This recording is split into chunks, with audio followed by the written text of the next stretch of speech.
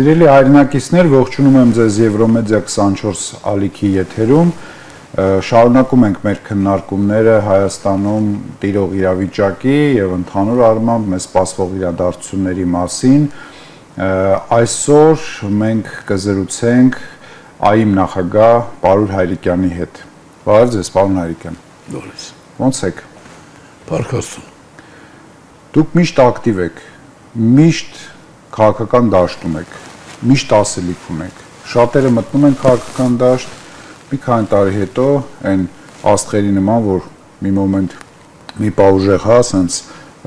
փայլ են տալիս, հետո խամրում ու կորում են։ Դուք 30 տարուց ավել է, եթե 40 տարուց ավել կարելի ասել, քաղաքական դաշտում կարող եք ասել 50 տարուց ավել, որովհետև 68 թվականից արդեն ղեկավար դիրքերում եմ, այսինքն պատասխանատու։ Ինչ եք տեսնում, լավ։ Դուք այն որ պայքարում եք այն ժամանակ, ձեր կյանքի գիտակցական կյանքի մեծ մասը պայքարի մեջ է անցել։ Այն ժամանակ, որ անկախության համար պայքար էր գնում, եւ նաեւ ոչ միայն այն ժամանակ, նաեւ օրինակ 96 թվականին, դուք պատկերացնում եք Հայաստանի իր ձևի պետություն կդառնա, որ այսպես պետություն մենք ունենանք, թե նույնիսկ երազում չեք։ Նպատակը անմիջականորեն կապված է հավատի հետ։ Հավատը դու ստանում ես նախներից, դեպ նախները քեզ համար օրինակելի կերպարներ են, եւ այդ հավատը ինձ տրամադրում էր իսկապես վստահ լինել, որ մեզ պակասող միակ բանը ազատությունն է եւ ոչ միայն անհատական ազատություն, այլ ազգային։ Եվ ազգային ազատության տեր դառնալուց հետո հաջորդ փուլը արդեն գիտակից վիճակում դառնալու ենք միջազգային իրավունքի ենթակա, այսինքն մեր գաղթականի կամ կայսրության ծայրամասային բնակավայրի քաղաքացու մակարդակից դառնալու ենք սեփական պետություն ունեցող միջազգային իրավունքի ենթակա ազգի ներկայացուցիչ եւ բնականաբար մեր հզոր ներուժը պիտի կյանքի կոչենք։ Իսկ որ մենք հզոր ներուժ ենք ունեցել, դրանում չեմ կասկածել երբևէ, ու կարծում եմ, որ մեր երկիրը շատ արագ կդառնա աշխարհի լավագույն երկրներից մեկը ամեն տեսակետից։ Դրա նախադրյալները կային եւ գիտության մեջ ունեինք առաջատար մարդիկ եւ շախմատում, ասենք, մարզաձևերում եւ մշակույթում այդ բոլորը տրամադրում էր, որ մենք լավ հերանեկար ունենք։ Հետո երբ արդեն խորացա, դες 68 թվականին ազգային միացյալ կուսակցության ղեկավար դարձա ԱԿՄ, մեր ղեկավարներին կալանավորեցին, ես երիտասարդական կառույցների ղեկավարն էի, բոլորը կարծում եմ, թե պիտի անցնենք ընդհատակ լռենք։ Իսկ ես հակառակ բանն էի կարծում, դե հիմնական մասն էր կարծում պիտի լռենք, ես եւ շատ մոտիկ մարդիկ մտածում ենք, որ չէ, պիտի շարունակենք եւ այդ կալանավորվածների գործը պիտի լրացնենք։ Այդտեղ արդեն եկավ այլ շրջան, երբ քո զգացումներին փոխարինելու է գալիս գիտակցությունը։ Ու ժամանակի ընթացքում հավատս այնքան խորն էր, որ կարողացա արդեն դառնալով ընդրված ղեկավար 4 տարի բանտում անցկացնելուց հետո դարձա ազգային միացյալ կուսակցության խորհրդի նախագահը եւ այդ դիրքերից արդեն կարողացա համոզել, որ մենք հավատում ենք հայ մարդկանց, որ աշխարհի ամենալավ ազգի ամենալավ ներկայացուցիչներն են։ Եկեք իրենց ինքնորոշման իրավունքի վրա հայտնվենք։ Եվ այդպես ասպարեզ եկավ անկախություն հանրաքվեի ճանապարհով ռազմավարական ծրագիրը, որը մեր ազգի վերջին 100-ամյակներում իրականություն դարձած միակ ծրագիրն է։ Այնպես որ այդ իմաստով ես երջանիկ եմ, բայց ինչ որ այսօր է կատարվում, տեսնում եմ եւս մեկ անգամ համոզվում, որ մեր մարդիկ իրենց ճակատագրի տերը չեն, այսինքն էլի ինքնորոշման խնդիր է ծագում։ Նիկոլը կամ որևէ մեկը, կամ ես ով եմ, որ բոլորի փոխարեն որոշում ստանամ, հետո ասեմ, սա է լավը։ Հասկանում եք դա գյադայություն է, մեղմ ասած։ Եթե ես վեր կենամ օրինակ ունեմ բացարձակ ժողովրդավարության նախագիծ, ու ժամանակին մասնակցել եք։ Այո։ Եվ ի վերջո 16 քաղաքական ուժ եմ մասնակցել, եւ հանկարծ ես վեր կենամ ասեմ, որ սա պիտի լինի։ Չէ, ես ընդհանրապես ասում եմ, սա մի հատ քննարկեք, այդ 16 կուսակցությունից բացի դուք էլ կարող եք համաձայնեք։ Իսկ եթե սա օրինակ վեր կենա ասեի, գիտեք, ես ճանապարհ անցած մարդ եմ, սա եմ ասում, սա պիտի լինի, նշանակում ես գյադա եմ։ Ես դժգոհ եմ, որ մենք մեր ազգային հավաքական ներուժը չենք օգտագործում եւ բացի այդ մեր հանդեպ խտրականությունը օրինականացրել ենք։ Ամենակարևոր բանը այսօրվա մեր ճակատագրի տնօրինողները օրենքով այդպես է, իրենք են ցավոք սրտի ամենավատ բանը որ անում են, իրենք չեն հասկանում, որ ժամանակակից քաղաքակրթությունը ապրում է խտրականության բացառման վրա։ Եվ իրենք ընդունում են թշնամիների պարտադրած խտրական վերաբերմունքի հետևանքները։ Օրինակ Հայաստանում պիտի միջանցք լինի։ Իսկ Ադրբեջանով պիտի լինի միջանցք։ Թուրքիայով միջանցք պիտի լինի մինչև ծով Հայաստանի համար։ Չէ՞ ուրեմն կորեք գրողի ծոցը կներեք այդ արտադրությունից համար։ Այնպես որ գլխավոր խնդիրը դա է, եւ ես այսօր այստեղ գալուց առաջ բավական լուրջ կոչով դիմեցի Հայաստանի բոլոր քաղաքական ուժերի ղեկավարներին, որ վերջ տան անհոգ վերաբերմունքին քննադատում են, խոսում են, բայց ի վերջո իրենք անտարբեր են ըստ էության։ Դե անտարբեր մարդը ինչպես կարող է ասել, որ օրինակ Արցախի ինքնորոշման իրավունքի ոտնահարումը ծանր միջազգային հանցագործություն է, բայց հետո գնալ քնել ասել ես իմ ասածն ասեցի։ Հետո բայց ինչ պիտի անենք։ Հիմա օրակարգի դրանք։ Ինչ օրակարգ է ձևավորվելու։ Հիմա նայեք, գնում է մեր պետական եւ հասարակական համակարգը 26 թվականի ընտրությունների քաղաքական դաշտը։ Դուք որպես մարդ, որը չգիտեմ, շատ մեծ քանակի ընտրություններով եւ քաղաքական գործընթացներով անցել։ Ինչ եք սպասում 26 թվականից։ Ինչ կարող եք կանխատեսել եւ արդյոք դուք ունեք որոշակի ինչ-որ ծրագիր մասնակցելու այդ ընտրություններին։ Եթե այսօրվա իմ ներկայացրած ուղի եթեր եմ մտել, այդ հայտարարության արձագանք չլինի,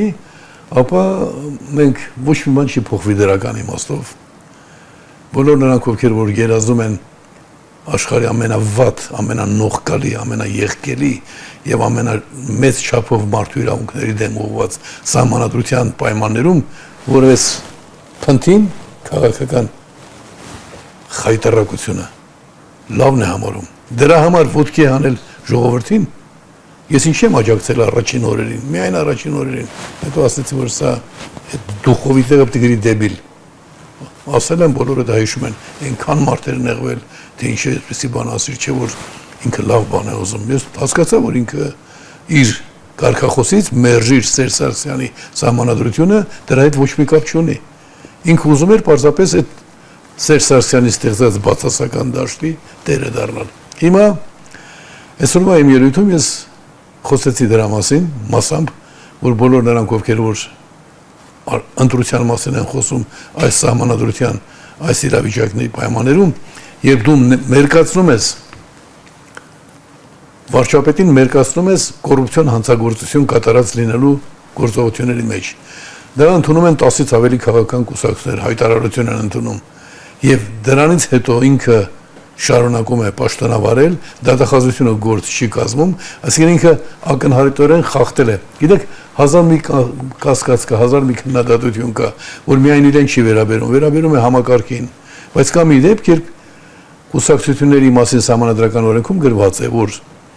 կուսակցությունից անհատական կամ խմբական դիմում ստանալիս պարտավոր ես քննարկել։ Ես միտումնավոր կերպով ես 8 անգամ եմ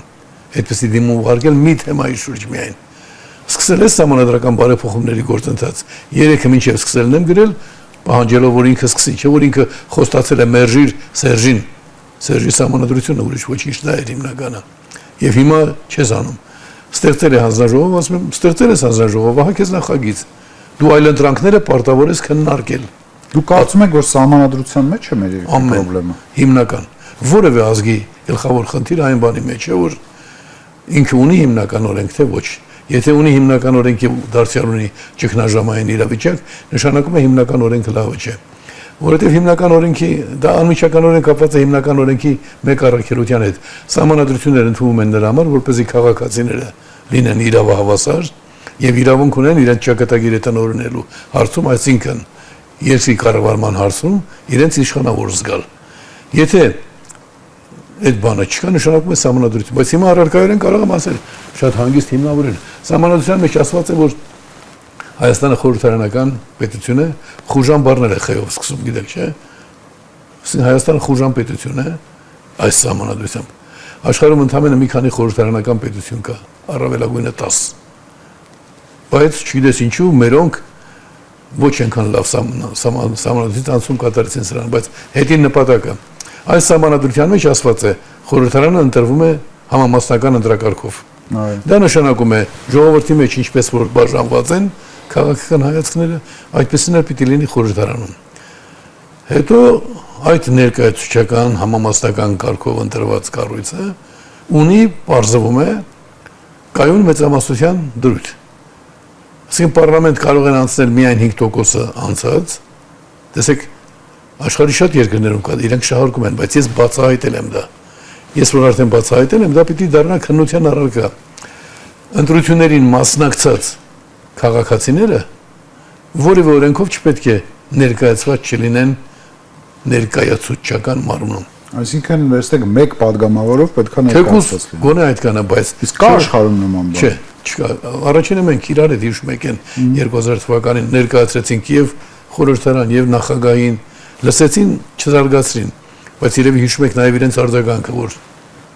նույն բանը Սերժ Սարգսյան ժամանակին ասեց, այդ նախնական փուլն էր։ Քաղաքացիական իրավունքով ձայները փոխանցելու կարգը եւ բացի այդ արգելանք պետք է չլինի, գոնե պետք է լինի մեկ падգամավորին հասնող ձայների քանակը, որովհետև բոլոր նրանք, ովքեր որ այդ 5%-ը չեն հաղթահարել, քաղաքական ուժերի մասին չի խոսքս, քաղաքացիները։ Ես գնացել եմ ընտրության, ձեզ շատ եմ հավանել, ձայնս տվել եմ ձեզ։ Դուք ստացել եք 4.9%, դուք չեք անցել, ձեր խնդիրն է, բայց ես ինչի՞ պիտի չանցնեմ։ Դա ինչ է, ես հավասար եմ, ես իրավահավասար եմ, մեկ որևէ մեկին անցել է, իմն էլ պիտի անցնի, այլ բան որ ես պարլամենտում կլինեմ փոքրամասնություն եւ այլն եւ այլն։ Հիմա այդ հարցը լուծված է։ Եվ երբ որ դու ունես սահմանադրություն, որը խոսում է համամասնական ընտրակարգի մասին, բայց հետո ասում է, որ բացի այդ 5%-ից խորհրդարանում, եթե ձայները բավարար չեն, այնտեղ կարող է կայուն մեծամասնություն ձևավորվել։ Դու խորհրդարանը ներկայացուցչական օրենսդիր մարմնից դարձնում ես կառավարման կառույց։ Դա արատավոր բան է։ Աշխարհում որ երկրում կա, որ ամենացածրն է ցենզը, որտեղ օրինակ նոր ընտրական օրենսգրքով մեր մոտ դառնա 4, հա։ Գիտեք, աշխարհի որ 2% է։ Աշխարհի ոչ մի երկրում չկար սովետական միությունը, բռնապետության ներսում ունենալ ժողովրդավարական շարժումներ ու ստեղծել դրանց համագործակցություն։ Ես եղել եմ դրա կիզակետում։ Եվ առաջին հանդիպումը եղել է Հայաստանում, նշանով արդար կլինի, որ վերցնենք ինչ որ մի կուսակցություն շատ խելացի բան եք առաջարկում, իդեպ հարգելի հայրենակիցներ, տեսեք, վերցնենք մի կուսակցություն ստանում է 2.5%, բայց ահռելի քանակի մարդիկ են, չէ՞, ձայն տալիս այդ 2.5%-ը։ Ստացվում է այդ մարդիկ զրկվում են պարլամենտում իրենց ձայն ունենալուց։ Խոսքը չի գնում իհարկե 10 ձայն ստացած մարդու մասին կամ 100 ձայն, այլ վերցնենք 1% ձայն ունի այդ մարդը, ուրեմն մեր երկրի 1%-ը այդպես է մտածում։ 20000 մարդ դուրս են մնում։ Այսինքն մենք պետք է չէ ինչ որ մի ժամանակ ունենանք նման Հիմա ներկայացուցչական։ այդ նախագիծը տրված է։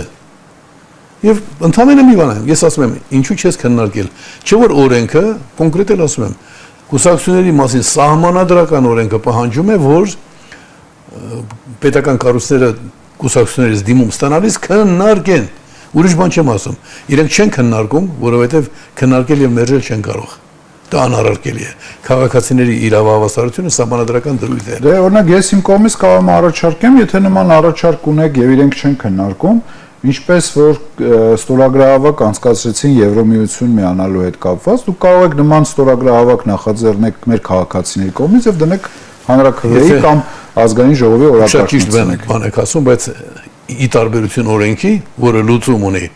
օրենքի համար ստորագրություն է հավաքում, տանում ես պարլամենտ, այս դեպքում երբ խոսքը վերաբերում է սահմանադրության, պիտի շատ ավելի մեծ քանակությամբ ձայներ հավաքես, սարսափելի չէ, բայց եթե իրենք մերժում են պարլամենտը, լուծում չի նշված սահմանադրության մեջ, միտումնավոր է արված։ Ուրեմն ժամանակին, եթե օրենքի մասին լինի խոսքը, կարող ես տվեցիր օրինակ N քանակությամբ ձայներ մերժեցին, հավաքում ես M քանակությամբ ձայներ ավելի շատ, եւ իրենք պարտավոր են դնել քվեարկության։ Այս դեպքում լուծումը չունեն, այդ ուղղությամբ մտածել ենք թողենք։ Չէ, ես այլ ճանապարհով եմ գնում։ Տեսեք, շատ པարզ է, եթե դու իշխանությունը չարաշահելով չես քննարկում, դեմ ես գնում սահմանադրական օրենքին, դու հանցագործ ես։ Հիմա այս բոլոր քաղաքական ուժերին ասում եմ եկեք հանցագործ անարարկելի հանցավոր կեսված դրսևորած մարդու նկատմամբ միասնական ճակատով գործառույցենք։ Սա ինչի որ հերացիր մենք ուզում ենք գալ իշխանության։ Ավելի վատ է իր համար, որովհետև դու ասում ես դու իշխանության չարաշահմամբ խախտել ես սահմանադրական օրենք։ Դրա հետևանքով այն գործը որ պիտի անեիր չես արել։ Իդեպ եթե այդ հնարավորությունը կա, ես պաշտոնապես հրավիրում եմ բանավեճի։ Սկսած այդ ազգային խայտարակությունից բաց բանավեճ։ Եվ իրենց պաշտոնները շատ փոքր են իմ պաշտոնի համեմատությամբ։ Ազգային ազատագրական պայքարի առաջնորդ ամենած գունանում է 1-2 հոգի իր ամբողջ պատմության ընթացքում։ Վերջին հարյուրամյակներում հաջողակ առաջնորդ, ոչ միայն առաջնորդ, այլ նաև հաջողակ անկախություն հանրաքվեի ճանապարհով ծրագրի ես եմ։ Հիմա ես լինելով նաև անցյալում սահմանադրական բարեփոխումների հանձնաժողովի ղեկավար, մասնագիտությամբ լինելով սահմանադրագետ, արդարադատության նախարարի, որ գլխավորում է այդ խորհուրդ կոչված խուժանությունը, որտեղ այդ խորհուրդը պիտի վաղուց ընդվզեր, որ մենք նորմատիվ իրավական ակտ ենք խախտում։ Մենք ըստ այդ նորմատիվ իրավական ակտի 23 թվականի վերջին պիտի տայենք սահմանադրության նախագիծ, չենք տվել։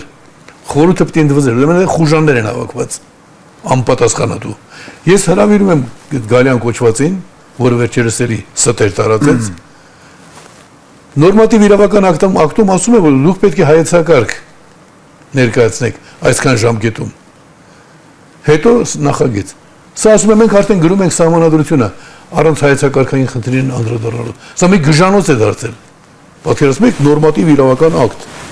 համարյա օրենք։ Դրել է ժամկետներ, դրել է պահանջներ։ Սա հայտարարում է, մենք ամեն ինչ կհասցնենք, հիմա մենք զբաղված ենք, ինչ եք գրում։ Երբ 98 թվականին ես գլխավորում էի սահմանադրական բարեփոխումների հանձնաժողովը, ես ասել էի բոլորի սկզբանե, այս սահմանադրության մեջ սխալ են այս դրույթները, դրանք պետք է փոխվեն։ Հիմա եթե հին սահմանադրության խանգարում ըստ ձեզ, պարոն Հարիկյան, իրենք ազնիվ չեն, իրենք ազնիվ չեն։ Քննարկեն մերժեն ձեզ, չեն կարող։ Ինչի չեն կարող։ Չեն կարող, որովհետև եթե որևէ իրավաբան մերժի իմ ասածները, այդ պահից ինքը իրավաբան չի։ Ավելին հիմա մեր երկրում շատ բան կա, որ ասում են սենցա, բայց բոլորը գիտեք ինչ որ սահման դեռ պահպանել են, սա արդեն չի պահպանում։ Եթե ինքը սահմանադրական օրենքը խախտում է եւ դատախազին հանձնարարում է այդ գործը պետք է։ Ես այնպես չի որ զրուցում եմ։ Ես գրել եմ դատախազին, դատախազը ուղարկել է քննչական կոմիտե, քննչական կոմիտեի ղեկավարը ստացել է հրաման, գրեք որ հանցակազմ չկա, ասել է չեմ կարող գրել։ Չես կարող գրել, հեռացրել է պաշտոնից։ Բայց պատճառը ներկայացրել են ուրիշ։ Նա ասում է, եթե ես գրեմ հանցակազմ չկա, նշանակում է ես կեղծում եմ։ Այստեղ ասված է, այս ինչ օրենքի, այս ինչ հոդվածը խախտված է։ Հիմա դատախազին ես արդեն ասել եմ, որ դու դարձել ես հովանավոր։ Ուրեմն հրավիրում եմ դատախազին։ Հրավիրողը ազգային ազատագրական պայքարի առաջնորդն է, ոչ միայն կուսակցության առաջնորդ։ Հրավիրում եմ թող գա այստեղ, ես հիմնավորեմ, որ ինքը արդեն կոռուպցիոն հանցախմբի հովանավոր է եւ դրա համար պիտի բանտ գնա։ Արդարադատության նախարարները, նաեւ նախորդները, որ զբաղված են եղել կեղծիքով, նույնպես պիտի բանտ գնան, եթե մենք ուզում ենք ունենալ հայրենիք։ Այլապես քրեական, գիտեք, քրեական գործի ինչով է վտանգավոր իր մտածողությամբ։ Այսօր մենք պաշտոնի ունենք, գլխավոր պաշտոնին, քրեական մտածողության տեր անձի։ Եվ դրա դեմ պիտի բոլորս միավորվենք։ Ձեր հանդեպ ճնշումներ եղել են այս վերջի տարիներին։ Դրանից մեծ ճնշում կարող է լինել, երբ դու քո ազգի համար, քո ազգը աշխարհի ամենաառաջադեմ ազգը դարձնելու նախագիծ ես տալիս։ Եվ խոսքը գնում է հետապնդումների մասին։ Դե մահապորձը չէ, հիմա այս օրերին, այս մի քանի տարիներին հեղափոխությունից հետո ձեր հանդեպ մտածում եք բանտ, չէ, օրինակ քրեական գործեր հարուցել։ Ո՞նց կարող են հարուցել քրեական գործ։ Կհարուցեն կպարտվեն։ ԿԳԲ-ն այդ հսկա կառույցը ինձ 5 անգամ դատել է, 5-րդ անգամ Սովետական միության գերագույն խորհրդի նախագահության ամենաբարձր կառույցը դատել ուղարկել է արտասահման։ Երբես Ֆրանսիայում, Ամերիկայում ինձ ասում են որտեղ եք ուզում մնալ։ Այդ երկրները ինձ քաղաքացիություն տվեցին մի անգամից եւ Կանադան։ Հիմա դուք ուժ երկրի քաղաքացի եք հանդես։ Վաղուց։ Բայց ինձ դա պետք չի ես։ Այո։ Ես Հայաստանի քաղաքացիություն չունենալով ընտրվեցի Հայաստանի գերագույն պատկերացնում եք 90 թվականին արտաքսված։ Ես այդ երկրներում, որ այդ թեմաներով ինձ հետ խոսում էին, նույնիսկ մի պահ եղավ, որ հենց Եթովպիայում Ամերիկա, Ֆրանսիա, Կանադա դեսպանները նստած նույն ռեստորանում նստած ենք, համոզում են, որ իրենց երկիրը նախընտրեմ, գնամ այդ երկիր։ Այն ժամանակ բան էր, սովետական միության ժողովրդավարական շարժումների ղեկավար, համել հատուկ օթանավով արտաքսված Եթովպիա։ Այդպեսի բան իրենք չէին տեսել։ Բայց ինչ օրինակ դեզ արտաքսեցին։ Հիմա կասեմ, ինձ իրենք առաջարկում էին, որ բանտարկեցին, վախենում էին, հաստեղ բանտարկեցին։ Բանտարկեցին 4 Չէ, ասենք ի վերջո էլի որ արտաքսեցին։ Այդ շատ հետաքրքիր, բայց այս մասը տեսեք, վերջացնեմ միտքը։ Ուրեմն ես ասում էի, բայց ես հետ եմ գնալու։ Իրենք ասում են, պարոն Հայրիկյան, այս 70 տարվա մեջ արտաքսված ոչ մեկը հետ չի գնացել։ Տեսեք, բայց 2 տարի հետո 2 տարի չէ, 1.5 տարի հետո ես հերրական ընտրվեցի։ Ժողովուրդը պատկերացնում եք, անկախության առաջնորդին 92%-ով ընտրում է պարլամենտի անդամ։ Ոչ ընտրական հանձնաժողովը իրավունք ուներ ինձ գրանցելու, ոչ էլ ես ընդհանրապես քաղաքացիություն չունեմ, զրկված եմ, համարվում եմ հանցագործ, ի վերջո քաղաքացիություն զրկելը համարվում է տևական բան, պատժամկետ։ Եվ հետ եկա։ Իսկ ինչ վերաբերում է այդ ինչու՞ին, հիմա այնքան էական չի, ես դրա մասին շատ գործեր ունեմ գրած, գրքեր ունեմ գրած, բանն այն էր, որ ես միավորել եմ Երևանը հրավիրել Ուկրաինայի եւ Վրաստանի ազգային գործիչներին, հիմա դրանք հերոսներ են։ Վիչեսլավ Չեռնովիլը Ուկրաինայում, Միխայլո Գորին Ուկրաինայում հերոս է, Մերապ Կոստավան Վրաստանում։ Եվ ասել եմ, եկեք միասին պայքարենք։ Դուք բանտերում միացել եք ինձ, դարձել եք ազգային միացյալ կուսակցության անդամ, իրենք իրենց կազմակերպությունները որ չունեին, ուկրաինացի, լիտվացի, լատիշ, բոլոր ազգերը, հրեաներ, ռուսներ, դարձան ազգային միացյալ կուսակցության ղեկավարը ես էի։ Դրա համար բոլոր ճամբարներում ինչ որ կես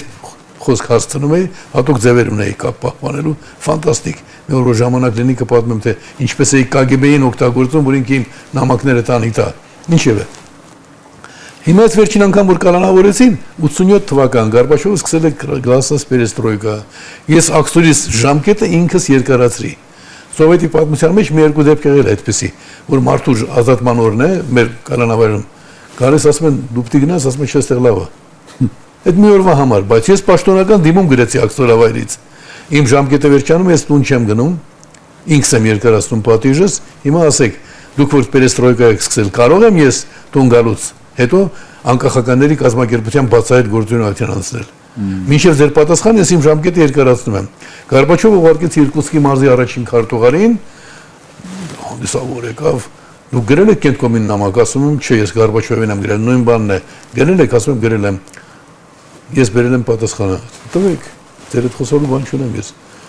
Ասես պատասխանը բանավոր է, вам ответа не будет։ Դա ինչ էր նշանակում։ Դուք ասել եք մինչև պատասխանի ստացումը հետ չեմ գնա, ուրեմն մնա Սիբիրում։ Ես էլ ասի молчание знак согласия, ռուսական ասացվածքը։ Եկա Երևան, անմիջապես ստեղծեցի սովետական միության մեջ առաջին միակներ են ժամանակ այլընտրանքային կազմակերպությունը, իհարկե ընկերներիս հետ Ռազմիկ Մարկոսյան, Սուսաննա Ավակյան, Մովսես Գորգիսյան, Մեխա Գաբրելյան ստեղծեցինք ազգային ինքնորոշում միավորում, մի ամիս հետո սկսեցինք հրատարակել հոկտեմբերի 24-ը ՄԱԿ-ի օրն է այդ օրը, անկախություն թերթը։ Գորբաչովը փորձեց Արցախյան շարժումը ինձ հակադրել, Արցախյան շարժմանը դրա համար ընթացք էին տալիս, ես շատ հանգիստ կարողացա Ղարաբաղ կոմիտեի հիմնադրման ժողովում ելույթ ունենալ, ինձ առաջարկում էին Ղարաբաղ կոմիտեի անդամ, ես այդ չեն էլ հասկանում սրանք, որ ազգային ինքնորոշումը ազգին վերաբերող հարց է։ Ասացի այն ինչ որ Արցախում կատարվում է, դա մեր ասած ինքնորոշումն է։ Այսինքն դեպտեղ էլ որ տեսան որ չի ստացվում, որոշեցին կալանավորել եւ հենց սկզբից երևի իրենց մտքում կար որ կալանավորեն սպառնան 10-15 տարի կալանքով, ես էլ կհամաձայնեմ գնալ։ Ինձ որ առաջարկեցին գնալ, ասի դուք գնացեք։ Ես իմ հայրենիքն է, ինչ որ բան դուր չի գալիս դուք գնացեք։ Բա քեզ էլի Սիբիր են տանելու, մեկը հայրենիքում չես լինելու, ավելի լավ չի գնաս Ամերիկա, մանավանդ հրավերներ ունես բարեկամներից հետ։ Ինչևէ Պահեցին 4 ամիս, բայց առաջին անգամ սովետական միության ամբողջ տարածքում կայսրության 20,000-ից ավելի մարդիկ շրջապատեցին KGB-ն, արդեն այմական ոգով, եւ պահանջում են Հայրիկյանի ազատություն։ KGB-ն գժված էր։ Այդտեղ իրենք որոշում են մի բան սպանել ինձ բանտում, հատուկ գալիս է Կիսլի Խանով Պաշտոնյան եւ ասում է որ եկել եմ այստեղ որպեսզի Հայրիկյանին բանտում սպանենք, հետո գցենք մի հրեականի վրա։ Հակոբյան ազգանով մի քննիչ, որին երկար տասնամյակներ, 2 տասնամյակից ավելի ճանաչում էի, նա ասում է գիտեք ավելի լավ առաջարկ։ Սփյուռքում մենք գործակալական ցանց ունենք, եկեք Հայրիկյանին արտաքսենք, հետո ինքը օրագրերում գրում է, որ ես դա անում եի, որ փրկեմ Հայրիկյանին։ Հայրիկյանին արտաքսենք, այնտեղ իրեն կմեկուսացնենք։ Ես դա տեսել եմ, այդ մեկուսացումը հայտնի կուսակցությունների կողմից։ Ու կարողանում է համոզել։ Այդպես մի քիչ երկար է, բայց այսօրվա հարցերի մասին խոսենք, այսօր ես ասեմ, որ այսօրվա վիճակը այդ անցած ճանապարհի տեսանկյունից մանավանդ որ նայում ես, սարսափելի է, այսպես պիտի չլիներ։ Գիտեք, ենթադրենք ես լինեի վարչապետ ու զգայի, որ ամեն օր նոր խնդիրներ են բերում ժողովրդին, պիտի ասի, ես էլ չեմ կարողանում, չեղավ, իմ մոտ չստացվեց։ Բայց այս ամենապիղծ արարածը տեսնում է իր ձախողումները ու փորձում է մեզ համոզել իներ ասած ոգով։ Պարտվենք էլ մեզ հաղթած պիտի համարենք։ Այ հոգեկան, գնա որտեղ ուզում ես, քեզ հաղթած համարի, բայց իմ ճակատագրի դու գործ չունես։ Գիտեք, այդ նոյեմբերինից առաջ հավաքում եք կուսակցությունների ղեկավարներին արտապարլամենտական։ Ինձ չի կանչում։ Դուք չեք կանչում։ Հատուկ չի կանչում։ Նարինե Դիլբարյանն ասում է, ես կարծեցի դուք չեք եկել։ որ ասի ինչ երեսով է գնում դրա այդ հանդիպման, տեսնելով որ Հայրիկյանը չկա։ Մարդ, որը բնակավայրեր է ստեղծել այդ ազատագրված տարածքներում, եկեղեցի է կառուցել, ինձ չի կանչում, որովհետև ես իրեն պիտի ասի, ինչ ստորագրել, ինչ հանձնվել։ Այսքան զոհ տալուց հետո դու հասկանում ես, ու ուզում եմ ասեմ, որ այնպես չի որ ինքը չգիտակցելով անում, բայց հիմա շատ ավելի կարևոր է ինչ պիտի անենք։ Այսօր ես այստեղ գալուց առաջ կարող է ձեր մատնել է խառը, ինչպես ասում են, մատնել ինչ իմաստով եմ ասում, որ կանչեցիք լուրջ խոսակցության, կարող է դա ազդեց, որովհետև հիշեցի, որ միասին այն ժամանակ 6 կուսակցություններով փորձում ենք այն օրվա իշխանություններին համոզել, որ 9 թվականներ Սերժ Սարգսյանը նոր էր եկել իշխանության 9 թվականներ նա էլ այդ խոսքը ասաց, գիտեք, աշխարհի որ երկրում է սա կիրառվել, բայց Հովիկ Աբրահամյանը այն ժամանակ պարլամենտի խոսնակներ, բայց ես ո՞վ ստեղծել, հասկացա, որ լուրջ բան է, որ դուք ասացիք Հայրիկյանը, հեղինակ Հայրիկյանը, էլի Հայրիկյանը, այս դեմնարից, ինչև է, իրենք հասկանում են, որ դա լավ բան է, բայց իրենք իրենց նկատառումներն ունեն, Աստված իրենց հետ չեմ ասում, որ իրենք անպայման ստոր նկատառումներ ունեն, բայց արտակարգ մի բան, որը փրկարար կլիներ մեզ համար, դա նաև անվտանգության հարց է։ Հիմա ես կոչ եմ արել բոլոր քաղաքական ուժերին, բոլոր ուժերի ղեկավարներին, կամ դուք համաձայնում եք, որ Հայաստանը ղեկավարի թեկուզ մեկ օրով ակնհայտորեն հանցանքի մեջ բացահայտված մարդը եւ հանցախմբի կոռուպցիոն հանցախմբի ղեկավարի, կամ կապվում եք ինձ հետ միասին որոշում ենք արագ ինչ անենք։ Ես տարբեր կլոր սեղանների մասնակցում եմ, փորձում եմ օգնել, բայց կլոր սեղանը շատ չեզոք կառույց է։ Իսկ այստեղ պատասխանատվություն ունեցող մարդիկ պիտի գան։ Գիտեք, մի բան ասեմ, ինչեւ ձեր հաջորդ հարցը։ Ես զուգահեռաբար նաև բնորոշում եմ այն, որ այն ինչ որ Արցախում կատարվեց, տիեզերքից մեզ եկած նախազգուշացում է։ Հայր ձեզ դա է սպասում։ Եթե դուք դրա դեմ չընդվզեք։ Այսինքն նա, ով որ ասում է, որ մենք Արցախի նկատմամբ հարց չունենք, նա նախապատրաստում է, որ ես եւ դուք այլևս այս հանդիպումները չունենանք։ Սա պիտի բոլորը հասկանան ու իրենց փեշերից քարը թափեն։ Ախր մեծամտություն ամենահավոր ախտն է, բայց պիտի հասնեք ինձ։ Ոնց պիտի հասնեք ինձ։ Կարող եք գնալ 18 տարի նստել։ Կարող եք 7 անգամ նստել խիստ բանտային ռեժիմում։ Դա նախատեսված է մարդու համար մեկ անգամ, 2-ից 6 ամիս։ Ես 33 ամիս եմ նստել։ Չեմ ասում, որ ես հրաշագործ եմ, չէ։ Պարզապես Աստված ինձ պահում էր, որ այսօր օգտակար լինեմ։ Դա անգիրակ հիմա որ մտածում եմ, ախր այդ օրենքով սահմանված ամենախիստ ռեժիմն է, խիստ բանտային։ 7 անգամ քեզ դատապարտում են ու ընդհանուր թվով 33 անգամ։ Հետո գալիս ես նրանք ովքեր որ դրանից խուսափում են, վաղուց մահացել են, դու կաս, ուրեմն Տերը կամեցավ, որ ես օգտակար լինեմ։ Այնպես որ այսօրվանից ես սպասում եմ բոլորի շուտապույտ համախմբմանը։ Ժամանակն էլ ավարտվում է, պարոն Հարիկյան, շատ ուրախ եմ, որ դուք այդտենց ակտիվ պայքարում եք եւ կուզենայի, որ ասենք աշխատում եմ, հա, պայքարը չի, աշխատում եմ։ Նաև պայքարում եք, սա պայքար է եւ աշխատանքը ձեր պայքարն է, ասենց ասեմ։ Ես օգտվելով առիթից նաև կարող եք որպես վերջի հարց նաև եւս մեկ անգամ ձեր կոչով դիմել կարճ, որ այսօրվա ձեր եթերը որ արել եք, մարդիկ նայեն, կողմնորոշվեն, չգիտեմ, ձեր կարծիքը եւ կոչը մեր քաղաքացիներին։ Մեր քաղաքացիներին ես հասկանում եմ, դիմել եմ, շատերը զանգահարում են, բոլոր նրանք ովքեր որ իմ տված համարներով զանգահարել են, միայն մեկը կասեմ 098 91 81